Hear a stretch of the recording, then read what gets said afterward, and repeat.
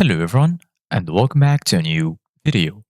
In this video, I'm gonna show you guys how to use Vrbo as a host.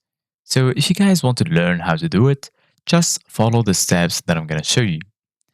As you can see guys, I'm right now in Vrbo and this is how the homepage looks like. Right here we have going to dates, to travelers and so on. And right now we're gonna go to a site where I found a guide that perfectly explained everything about becoming a Vrbo host and on how to use it. So firstly, what is a Vrbo host? Both Airbnb and Vrbo are very similar. A Vrbo host is a vacation rental owner who lists their property on the Vrbo platform.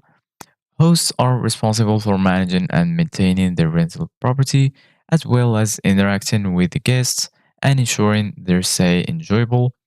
However, some hosts on Airbnb and Vrbo hire property managers to take care of their rental for them. So right here we have Vrbo hosts fees. Vrbo charges a service fee to hosts for each booking made on the platform. Vrbo feels like this one are separate from any rental fees charged to guests. Hosts can view their specific fee rates by logging into their account and navigating to the financial tab.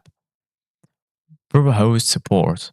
As a host on Vrbo, you can rest assured that their dedicated support team is available to assist with any question or concern you may have, from setting up your listening to resolving any issue with guests. They are there to help make hosting on their platform a seamless and enjoyable experience. So right here we have how to become a Vrbo host for vacation rentals. So firstly, you need to create an account and after that, add your property listing and then add photos and videos and set your availability, respond to guest inquiries and approve or decline bookings.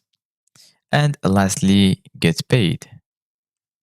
So this is it guys for today's video. Thank you guys for watching. See you guys in the next video.